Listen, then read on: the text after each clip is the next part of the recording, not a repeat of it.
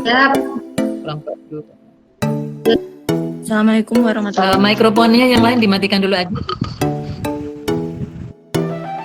Baik, Bu. Suara saya kedengaran nggak, Bu? Ya, kedengaran. Langsung aja. Maksudnya kita yang lain yang tidak presentasi dimatikan mic-nya biar tidak ada suara-suara apa ya, gaung-gaung gitu ya. Nah, monggo silakan yang presentasi. Lanjut langsung. Ya. Oh, suaranya tidak kedengaran. Baik, terima kasih. Kami dari kelompok terima kasih kami dari kelompok 2 yang beranggotakan dengan Asmari, Menti Ciama, Happy Vindari, Muhammad Riza Umami, dan Remi Ayu Pratika akan mempresentasikan pembahasan prinsip green chemistry dari artikel Eco-Friendly One-Pot Synthesis of Caffeic Acid Phenylethyl Ester atau CAPE via an in situ form deep eutectic solvent. Ini jurnalnya. Kemudian pada presentasi ini kami akan menyampaikan poin-poin berupa introduction, kemudian methods and results, dan yang ketiga yaitu green chemistry principles. Untuk overview, green chemistry itu sendiri adalah berbagai pendekatan atau metodologi kimia yang berusaha untuk memaksimalkan efisiensi dan mengurangi atau menghilangkan penggunaan atau produksi bahan mentah, produk samping, pelarut, reagensia, dan sebagainya yang berbahaya bagi kesehatan manusia dan lingkungannya. Prinsip green chemistry ini ada 12. Kemudian untuk latar belakang dari penelitian pada jurnal yang ke-11, yaitu yang pertama, di sini dilakukan sintesis untuk acid phenyl ester atau CAPE ini, di mana CAPE ini memiliki fungsi yaitu efek antimikroba, anti-inflamatori, anti kanker, anti mikroba, kemudian antioksidan dan imunomodulator. Dan senyawa ini banyak digunakan di bidang farmasi. Nah, untuk memperoleh senyawa ini dapat dilakukan dengan isolasi dari propolis lebah. Namun proses isolasi ini membutuhkan waktu yang lama dan sulit menghilangkannya dari pengotor. Selain dengan isolasi, ini juga dapat diproduksi dengan sintesis. Namun kerugiannya yaitu proses sintesisnya menggunakan reagen kimia yang berbahaya. Nah, contoh dari reagen kimia yang digunakan seperti diclohexyl carbodiimid yaitu sebagai condensing agent, kemudian isobutyl chloroformate sebagai protecting agent, dan benzen atau dioksan dengan SOCl2 sebagai solvent. Nah, untuk itu diperlukan metode sintesis yang lebih aman dan memenuhi prinsip green synthesis. Nah, dalam perkembangannya, metode sintesis CAPE ini sudah dikembangkan, yaitu reaksi katalis enzim dalam ionic liquid oleh H et al. Pada tahun 2012. Nah, sebenarnya sintesis menggunakan ionic liquid itu sendiri sudah termasuk ke dalam green synthesis. Nah, untuk ionic liquid itu sendiri merupakan garam dalam keadaan cair yang memiliki titik lebur di bawah 100 derajat Celcius. Namun, banyak ionic liquid yang bersifat toksik dan berbahaya bagi lingkungan. Selain itu, sintesis dan pemurniannya seringkali mahal dan memakan waktu. Nah, alternatif dari penggunaan ionic liquid yang dibahas pada jurnal ini yaitu penggunaan deep eutectic solvent sebagai pengganti ionic liquid. DES itu sendiri merupakan satu atau lebih senyawa dalam bentuk campuran yang membentuk sistem eutectic dalam titik leleh yang jauh lebih rendah daripada salah satu komponen individu dengan titik leburnya. Nah, keunggulannya yaitu preparasi mudah, biaya rendah, non-volatil, tidak mudah terbakar, dan diharapkan memiliki biodegradabilitas yang lebih baik daripada ionic liquid. Karena DES sendiri ini banyak berasal dari molekul alami. Nah, contoh dari DES ini adalah campuran dari choline chloride dan urea atau choline chloride dan citric acid. Untuk choline chloride itu sendiri merupakan salah satu jenis vitamin yang biokompatibel, kemudian ini ramah lingkungan dan banyak digunakan sebagai food additive. Untuk reaksi dari sintesis CaPe ini sendiri dibuat dari caffeic acid seperti reaksi di bawah ini. Nah, di sini reaksi ini akan ditambahkan dengan choline chloride sehingga choline chloride dan caffeic acid akan membentuk gas. Nah, umumnya reaksi biasa yang terjadi yaitu menggunakan pelarut benzen. Namun dalam metode ini tidak digunakan pelarut karena pelarutnya akan diganti dengan DES dengan penambahan choline chloride ini. Karena choline chloride ini akan bereaksi dengan caffeic acid membentuk DES yang berfungsi sebagai solvent. Nah, karena choline chloride diketahui aman untuk lingkungan, untuk itu sebagai produk akhir, choline chloride ini dapat dipisahkan dan tentu saja tidak berbahaya bagi lingkungan. Nah, untuk metode-metode selanjutnya dan penjabaran lebih detail akan dilanjutkan oleh teman saya. Silahkan Mas Rida. Oke, selanjutnya. Jadi di sini saya akan menyampaikan mengenai metode dan hasil. Di paper ini tujuannya adalah membuat caffeic acid phenetyl ester atau disingkatnya CaPe. Kita sebut aja CaPe gitu aja ya. Nah, pembuatan CaPe ini pada dasarnya dibuat dari dua jenis bahan, yaitu Ca atau caffeic acid dan Pa atau phenetyl alkohol. Ca ditambah dengan Pa akan menjadi CaPe, caffeic acid phenetyl ester. Jadi Ca itu karboksilat, Pa itu alkohol. Dibentuk menjadi ester. Nah, karena Ca dengan Pa ini kan nggak bisa larut satu dengan lainnya, sehingga diperlukan choline chloride. Seperti yang dijelaskan oleh Mbak Fenty, kalau choline chloride ini ditambahkan ke dalam Ca akan membentuk DES, Deep Euthetic Solvent. Nah, ketika sudah ada DES tadi, maka Pa dicampurkan akan terbentuk, maksudnya dia akan larut gitu, akan saling melarutkan gitu. Nah, pencampuran PA itu harus melalui stir atau harus diaduk. Nah, baru terbentuk campuran, belum terbentuk CaPe.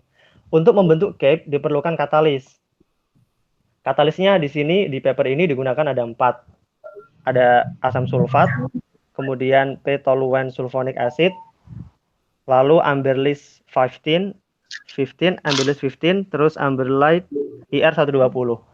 Nah, sulfuric acid dan toluene sulfonic acid ini adalah asam, sementara amberlis dan amberlite itu semacam itu resin ion exchange.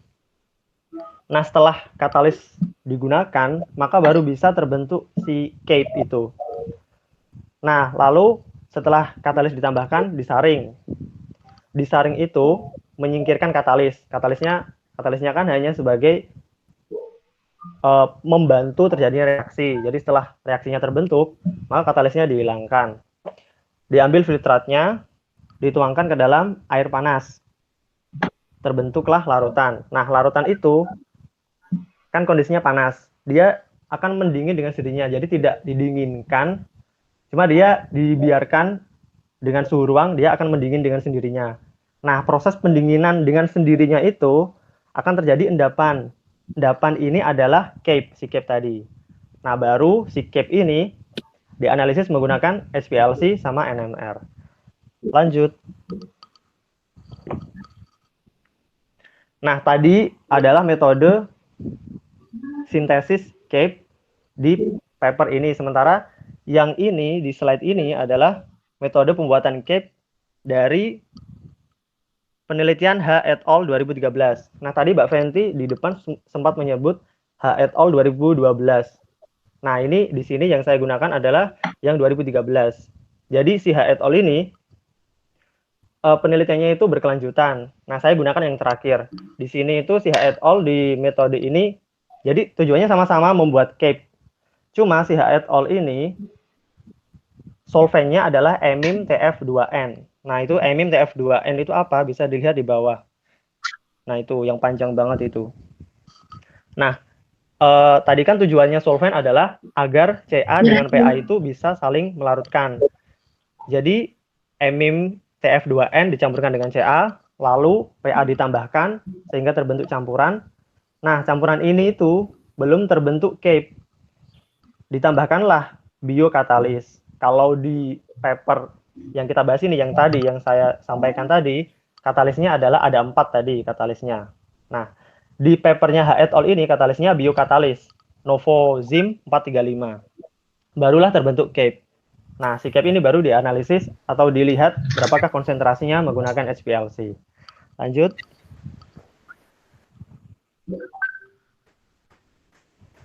Nah, ini adalah perbedaan metode sintesis CAPE dari paper yang kita bahas dan dari H et al. 2013. Nah, jadi pada dasarnya yang paling penting dalam pembuatan CAPE itu ada dua, solventnya itu apa dan katalisnya apa. Nah, solvent yang digunakan di paper ini itu CHCl atau choline chloride untuk membentuk DES, deep euthetic solvent. Sementara si H et al. Itu amim TF2N. Nah, tadi saya belum menyinggung ini, amim TF2N itu yaitu ionic liquid. Mbak Fenty tadi kan bilang kalau ionic liquid itu ternyata kalau dibandingkan dengan DES itu lebih bagus DES menurut paper ini gitu. Karena DES tadi dia itu lebih mudah, harganya lebih murah, lebih banyak ada bisa digampang ditemukan. Kemudian dia itu non volatile dan non inflammability atau tidak mudah terbakar sehingga si DES yang di paper ini itu dia non toxic atau ramah lingkungan. Sementara si amim ini sebenarnya juga non toxic, dia itu juga green solvent. Cuma kalau dibandingkan dengan DES itu lebih baik DES. Kemudian katalis yang digunakan di paper ini itu asam dan resin. Sementara di H et al. Itu menggunakan enzim. Nah, jadi kesimpulannya CHCl atau choline chloride itu greener than amim TF2N. Kemudian, nah di sini jadi perbedaannya adalah kalau CHCl itu DES, kalau amim TF2N itu ionic liquid. Dan CHCl itu lebih mudah digunakan. Nah, di sini juga dituliskan bahwa CHCl itu adalah makanan hewan dan food additive. Jadi dia itu bisa dimakan. Food additive sebagai bahan tambahan makanan sehingga kalau bisa dimakan berarti dia itu aman. Lanjut. Nah, ini adalah hasilnya. Jadi peneliti di sini itu menonjolkan satu hasil saja. Jadi tadi kan ada empat jenis solvent. Solvent yang ditonjolkan di sini adalah toluene sulfonic acid. Nah, di toluene sulfonic acid ini dilihat manakah yang menghasilkan persentase paling besar produk. Nah, di sini yang di kotak merah itu 74,5% itu adalah produknya. Itu atasnya mungkin salah nulis dia. Molar conversion of CAPE harusnya bukan CA. Nah, 74,5 ini kok dia paling bagus, kok dia paling optimum itu dari mana? Dari perbandingan PA dan CA 15,8 dibanding 1. Jadi perbandingan 15,8 dibanding 1 itu adalah yang paling optimum di paper ini. Nah, itu ada keterangan bahwa variation of time itu 4 jam, 8 jam, 14 jam, 1 hari, dan 26 jam. Nah, yang paling bagus ini, yang paling optimum, 74,5% itu overnight atau 1 hari. Lanjut. Mbak Fenty. Oh ya. Nah, ini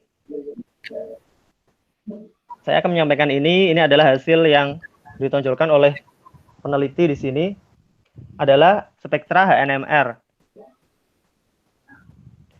Nah, di sini itu peneliti ingin memastikan apakah produk yang dihasilkan itu benar-benar si CAPE atau jangan-jangan produk yang lain gitu.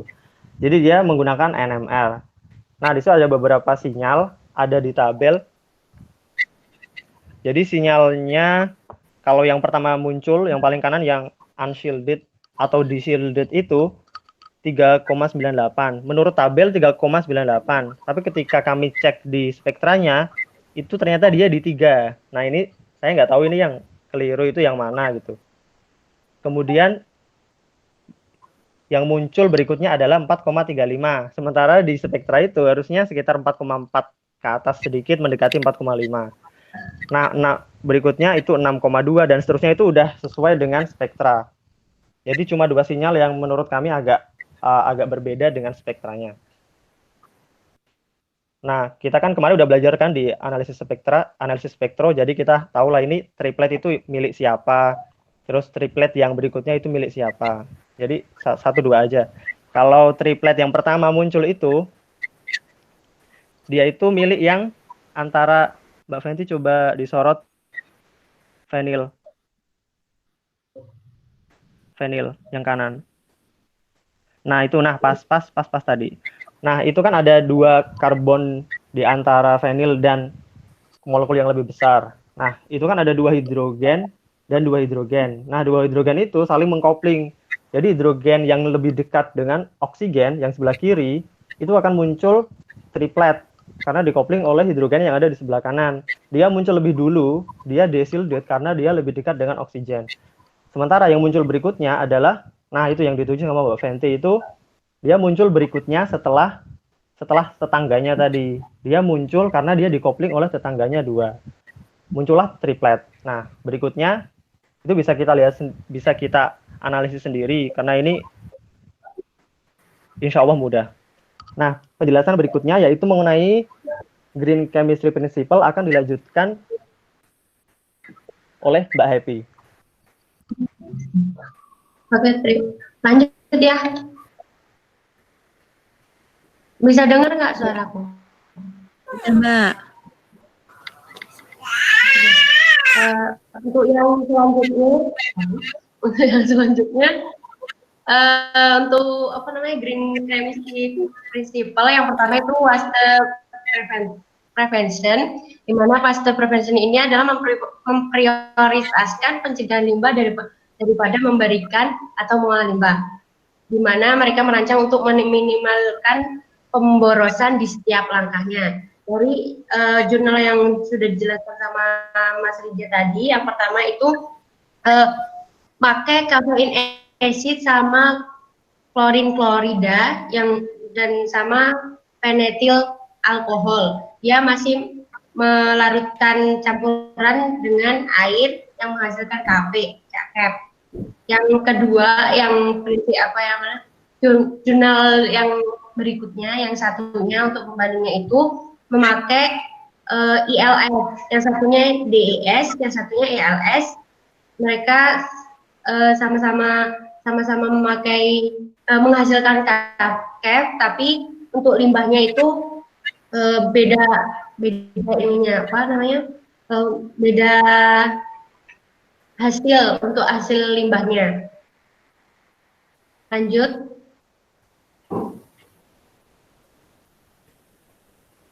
Mbak Fenty. Sebentar Mbak, lagi loading. Sudah. Nah, untuk yang kedua itu atom ekonomi, di mana di situ menjelaskan bahwa atom ekonomi itu mengurangi limbah pada tingkat molekul dengan memaksimalkan jumlah atom dari semua reagen yang dimasukkan ke dalam produk akhir. Yang jurnal yang pertama DES itu untuk atom ekonominya menghasilkan 25%, yang jurnal pembandingnya itu HETOL itu menghasilkan atom ekonomi 18,42%. Jadi yang lebih green itu yang jurnal pembandingnya. Next.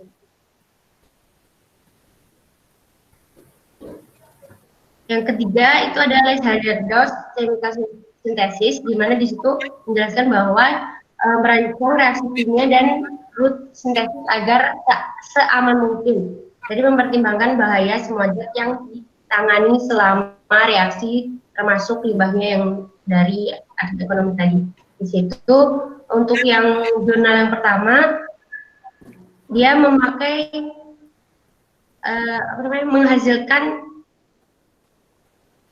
cap juga, tapi untuk keamanannya itu lebih aman yang ILS. Jadi dari jurnal yang pembandingnya yang 2013. Next.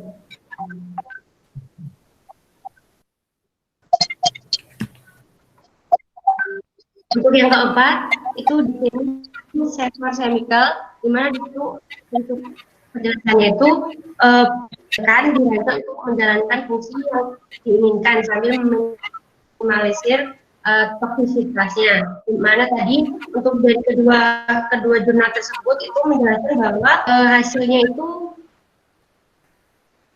sama-sama CAP, tapi beda atom ekonominya dan beda ada hazardosnya. Jadi di situ sama-sama menghasilkan produk CAP tapi beda metode.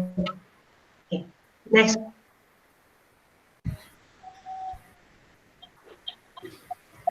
Oke, selanjutnya. Selanjutnya bisa dijelaskan. Kedengaran? Oke. Baik, selanjutnya oleh Mbak Remi. Lanjut. Mbak Remi. Oke, saya akan menjelaskan prinsip kelima yaitu favor solvent and auxiliaries. Di mana prinsip ini yaitu ditekankan pada penggunaan zat tambahan, misalnya pelarut atau zat pemisah, di mana penggunaan zat tambahan ini jika tidak dibutuhkan maka sedapat mungkin untuk tidak digunakan. Nah, berdasarkan penelitian ini, zat tambahan yang digunakan yaitu CaCl atau choline chloride, di mana fungsinya yaitu untuk mereaksikan agar kafeik asid dan enetil alkohol itu dapat bereaksi. Nah, seperti yang kita ketahui, CaCl ini memiliki sifat merupakan senyawa biokompatibel yang merupakan pembentuk vitamin B4. Jadi bisa dikatakan bahwa zat tambahan yang digunakan bersifat aman. Nah, selanjutnya selain menggunakan CaCl juga menggunakan air. Nah, dari penjelasan ini maka jurnal ini bisa dikatakan untuk prinsip kelima memenuhi, yaitu favor solvent and auxiliaries.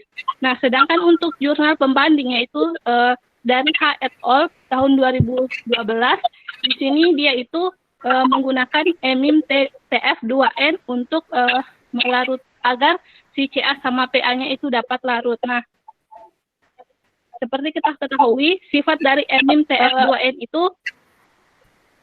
dari yang dijelaskan sebelumnya sebenarnya enzim TF2N ini memiliki sifat pertama dia itu time consuming dan hancur terhadap lingkungan. Jadi kalau dibandingkan maka dari penelitian ini lebih baik dibandingkan yang H et al. Tahun 2012 seperti itu.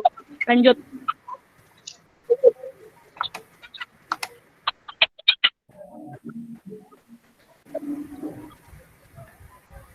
Dosen. Sudah, di sini sudah ganti. Kok belum ya? Bentar mungkin. Sinyal mungkin. Udah? Sudah. Kok aku belum ya? Bentar ya. Mbak baca aja di laptop. Iya, bentar. Nya sendiri. Oke, yang selanjutnya prinsip keenam yaitu design for energy efficiency, di mana pada prinsipnya energi yang digunakan pada proses kimia ini harus memiliki dampak terhadap lingkungan dan ekonomi yang memungkinkan, yang minimal. Maka jika memungkinkan metode sintesisnya harus dilakukan pada suhu dan tekanan sekitar. Nah, kalau di penelitian ini suhu yang digunakan yaitu sekitar 80 sampai 90 derajat dengan rasio molar dari enetil alkohol dan kafeik asidnya itu 15,8 banding 1. Kemudian dia hanya diproses melalui water distillation. Sedangkan kalau di jurnal pembanding dia menggunakan suhu yang lebih rendah, akan tetapi rasio molar dari PA-nya itu lebih tinggi dibandingkan dengan di penelitian ini. Selain itu dia itu mengalami dua proses, yaitu evaporasi dan membran filtrasi. Nah, berdasarkan penelitian ini, jika dibandingkan dengan penelitian yang H et al, maka penelitian ini bisa dikatakan memenuhi design for energy efficiency. Selanjutnya,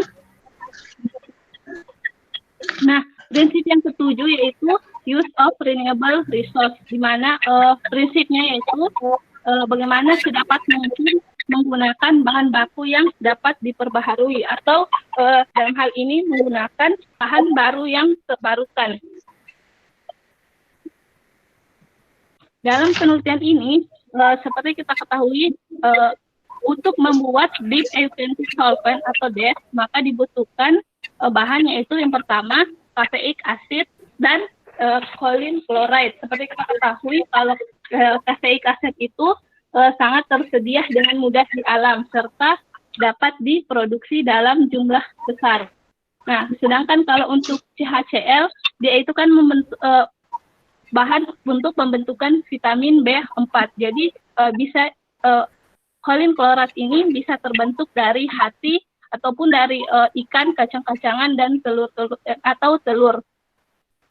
Sehingga bisa dikatakan bahan yang digunakan merupakan renewable resource. Nah, sedangkan kalau untuk jurnal pembandingnya sama pakai kafeik asid, tapi di sini dia menggunakan ionic liquid. Nah, berdasarkan penjelasan dari jurnal ini, maka IL itu harus disintesis sedemikian rupa agar mampu melarutkan reaktan. Nah, proses ini membutuhkan energi dan penggunaan sumber daya yang lebih. Jadi kalau dibandingkan, maka penelitian ini lebih green untuk penggunaan renewable resource. Selanjutnya,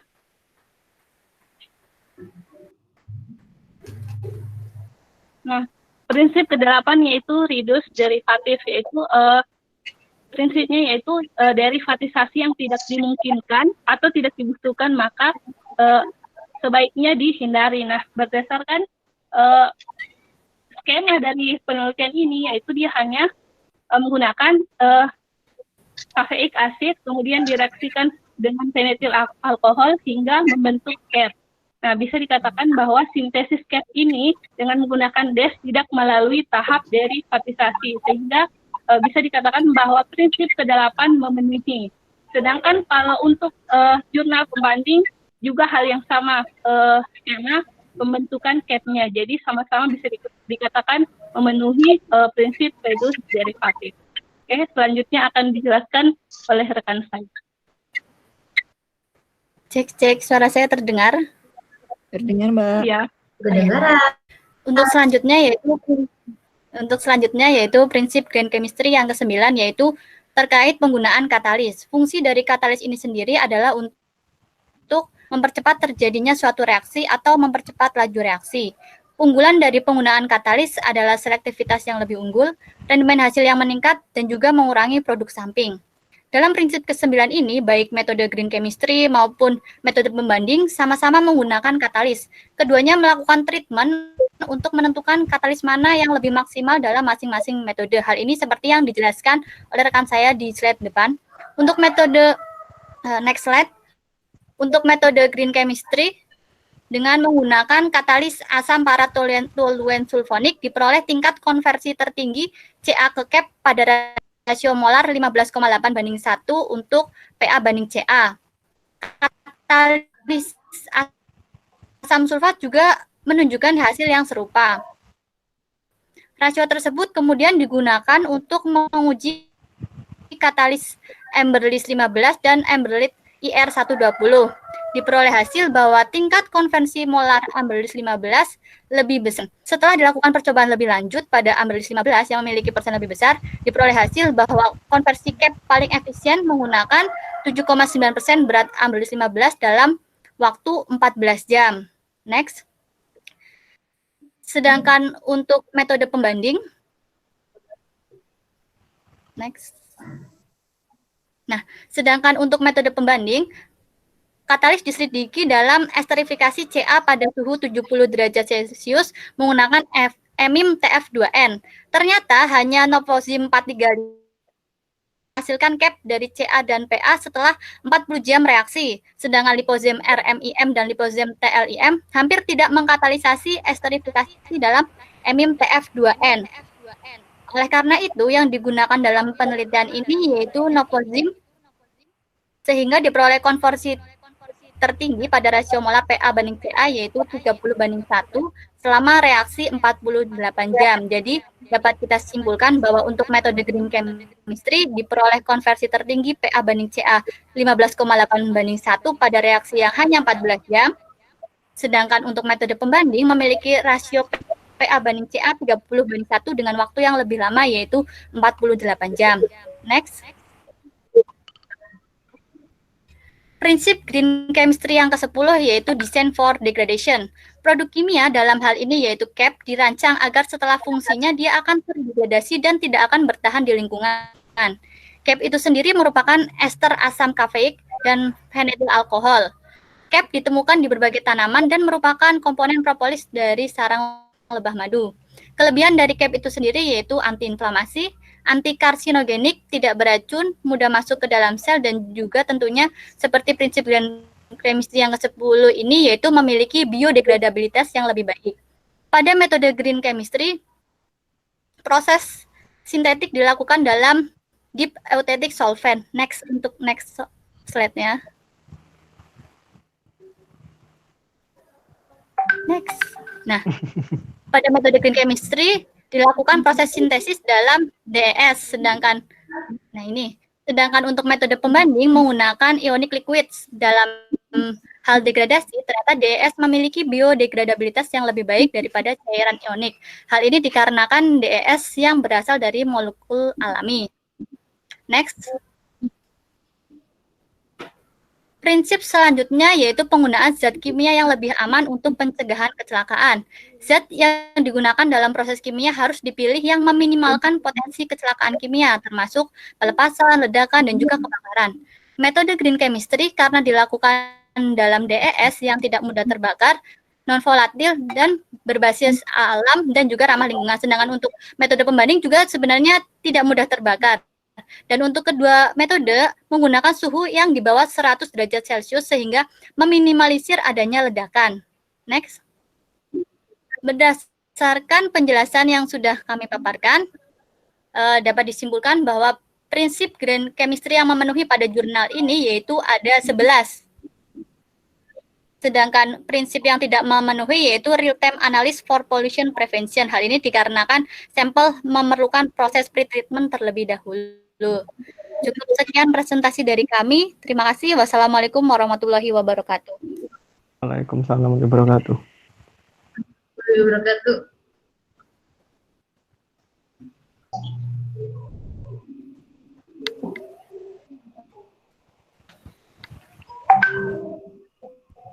Ibu.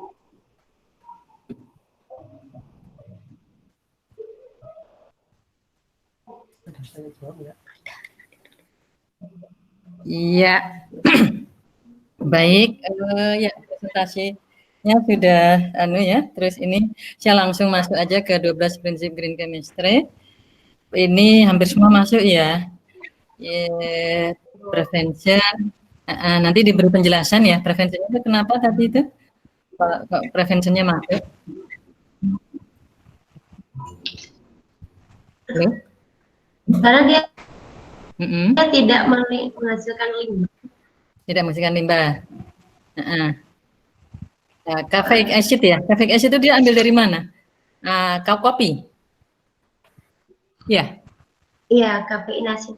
Iya. Iya. Dari kopi ya. Kopi dan ini dari anunya. Selain kopi apalagi yang digunakan? Ya guys. Kok tidak jelas ya? Mungkin salah satu saja mic-nya yang dihidupkan, coba menjawab. Yang lain dimatikan. Ya. Mencegah limbah. Prevention. Siapa yang jelaskan? Halo, Happy? Untuk prevensinya, ya, untuk prevensinya itu mencegah limbah yang menghasilkan dari kafe tadi yang kopi sama satunya ILS, Ibu. Apa? Kalau ini, ILS-nya oh, apa namanya? itu Dari toh, lebah tadi.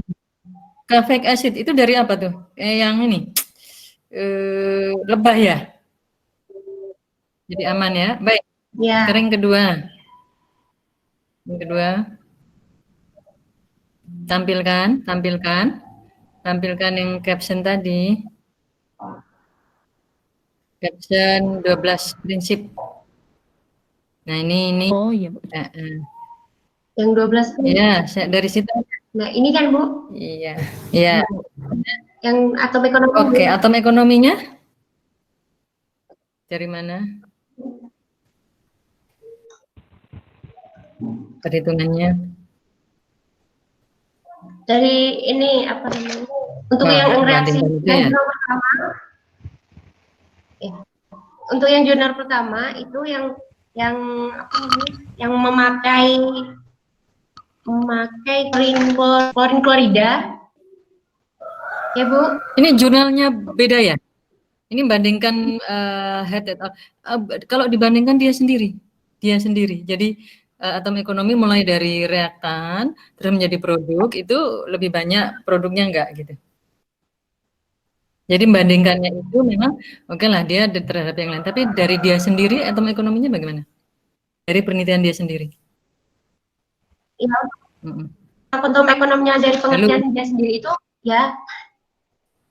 Untuk pengertian dari atom ekonominya sendiri untuk yang jurnal pertama itu 25% dari reaksinya tersebut itu. Itu ya. Itu nggak, Bu? Ya. Nah, dari apa namanya? Yang produk yang dihasilkan itu cuma 25% ya. Ya. Oke. Kalau untuk dibandingkan dia sendiri mungkin tidak ekonomi, tapi kalau dibandingkan dengan orang lain tapi dengan penelitian yang sama loh ya. Perbandingannya itu secara apa?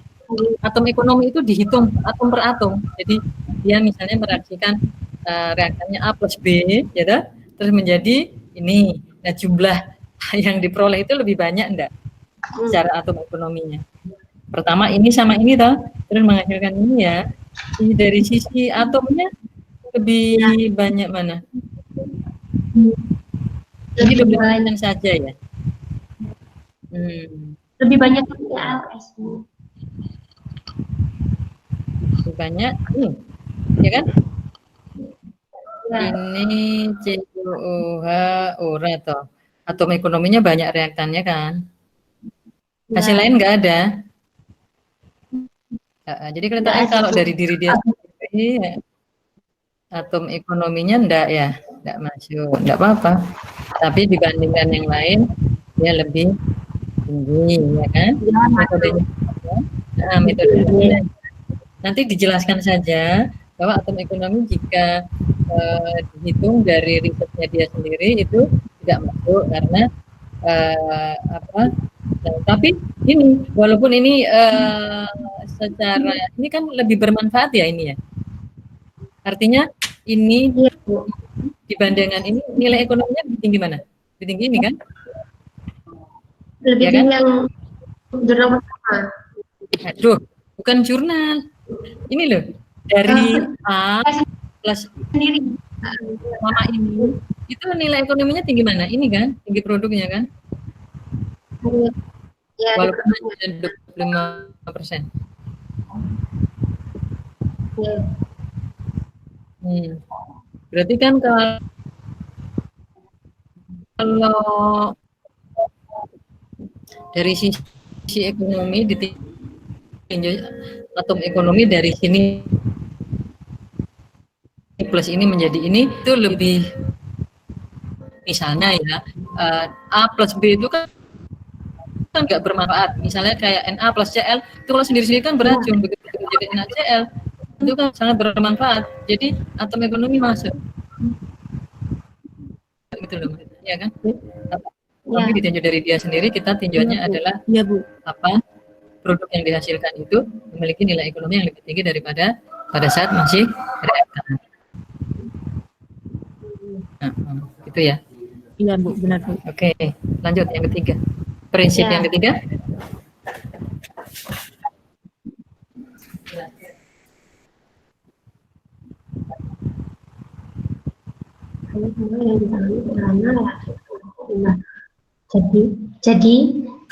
Jadi untuk yang sebelumnya dan pembanding sebelumnya itu yang tidak memanfaatkan PE klorin klorida, yang untuk yang kedua yang benar pembandingnya itu kan PE sama amin itu Bu.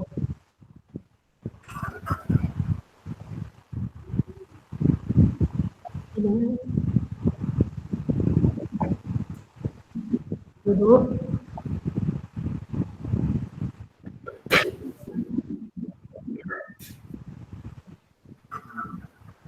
Halo.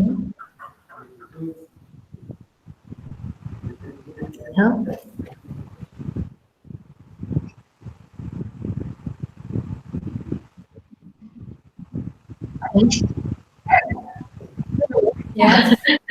Gimana Mbak? Terus? Nih. Untuk yang apa namanya? Yang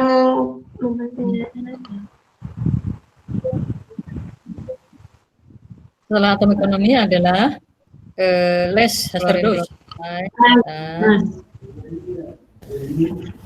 Gimana? Less hazardous, benar nggak nih less hazardous? untuk yang less hazardous itu Suaranya kok putus-putus ya? Mbak Happy, Gitu. sinyalnya lancar nggak? ya nggak tahu nih. Dengar Aku kan tak tapi gantiin aja Mbak, saya jelasin. Ya, Venti, Putus. Venti. Ya Bu, untuk yang prinsip ketiga ini pembandingnya, kalau yang di jurnal yang kami bahas itu DES-nya hanya dipakai ini kolin ya Bu, maaf salah tulis. Kolin chloride dan air, karena DES-nya dibentuk dari kolin chloride dan caffeic acid.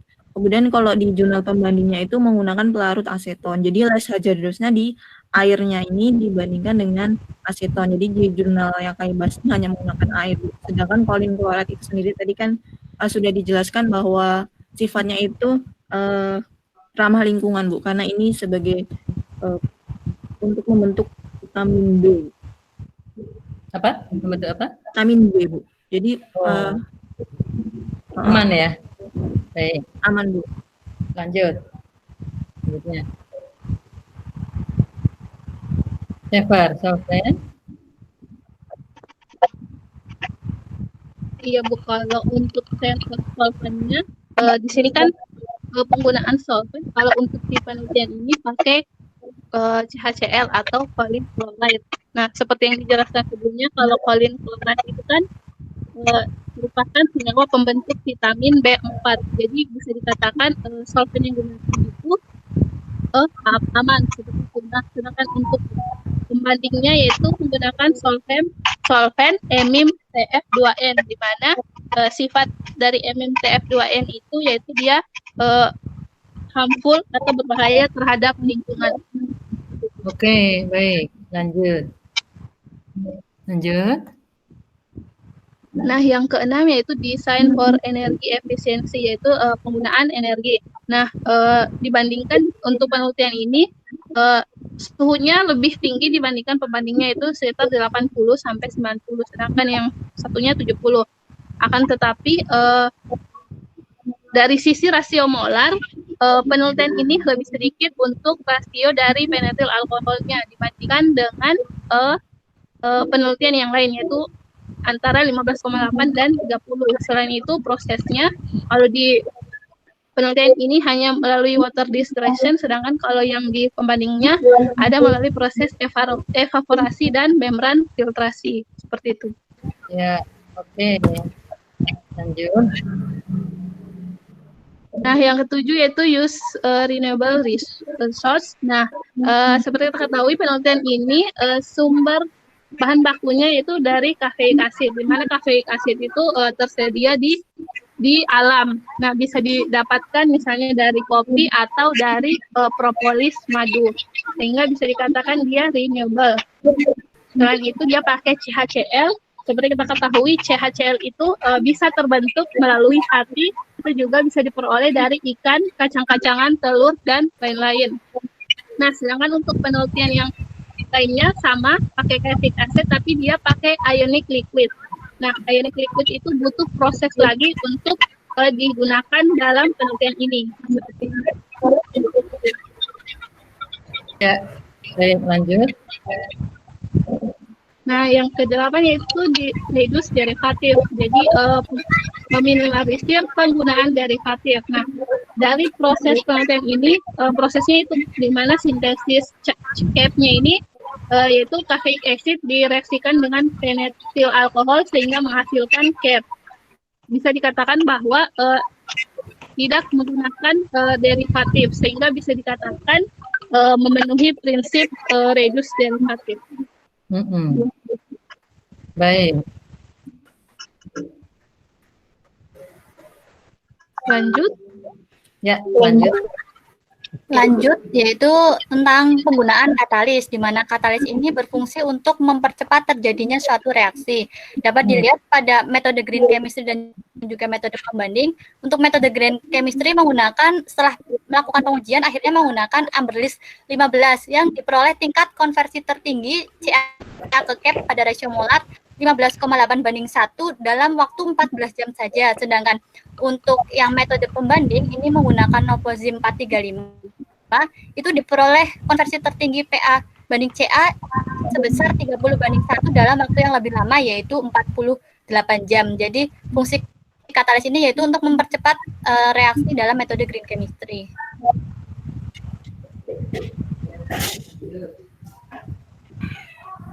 Next. Nah, selanjutnya yaitu terkait design for degradation. Dalam prinsip ini, CAP dirancang agar setelah fungsinya dia dapat terdegradasi. Dapat diketahui, next untuk next slide aja. Dapat diketahui pada metode green chemistry ini dilakukan dalam DES, sedangkan pada metode pembanding menggunakan ionic liquids. Dalam hal ini kita ketahui bahwa DES itu memiliki biodegradabilitas yang lebih baik daripada cairan ionik. Hal ini karena banyak DES yang berasal dari molekul alami. Sedangkan untuk prinsip yang ke-11 itu tidak masuk, yaitu terkait real-time analysis. Kenapa? Karena dalam jurnal ini sampel dilakukan treatment terlebih dahulu, yaitu dilarutkan dalam metanol baru dilakukan penyaringan. Nah, untuk prinsip yang ke-12 ini masih memenuhi juga, yaitu terkait penggunaan zat kimia yang lebih aman dan untuk pencegahan kecelakaan, yaitu meliputi pelepasan, ledakan, atau kebakaran. Di mana sebenarnya kedua metode ini, yaitu green chemistry maupun metode pembanding, itu sama-sama memenuhi, yaitu tidak mudah bakar dan juga suhu yang digunakan itu di bawah 100 derajat Celcius sehingga meminimalisir terjadinya ledakan. Seperti itu, Bu. Next.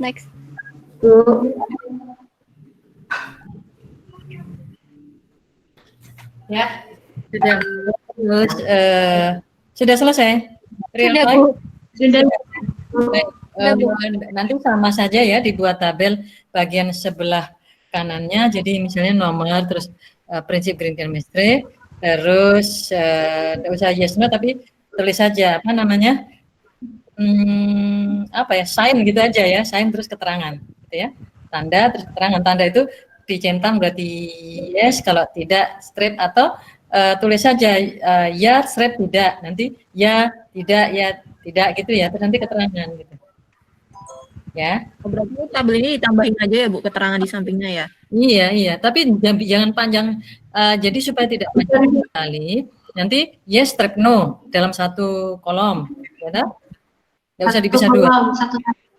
Ya, satu kolom aja ya, Bu. Ya atau no. Ya, yes. Bahasa Inggris ya bahasa Inggris semua. Yes straight no, terus nanti di sini penjelasan keterangan, notification gitu. Ya, notification-nya itu singkat saja. Prevention itu ini, prevention apa? Limbah, toh itu lengkapi saja. waste ya, misalnya prevention waste. Waste prevention. Ya baik, sudah saya rasa cukup, waktunya juga sudah pas. Nanti ketua kelas ya disatukan dalam bentuk RAR. Demikian ya, sampai minggu depan kita akhiri pertemuan kita ya, jaga kesehatan di rumah saja, jaga jarak ya. Ya Bu. Baik Bu. Terima kasih Bu. Kasih Bu atas waktunya. Sama.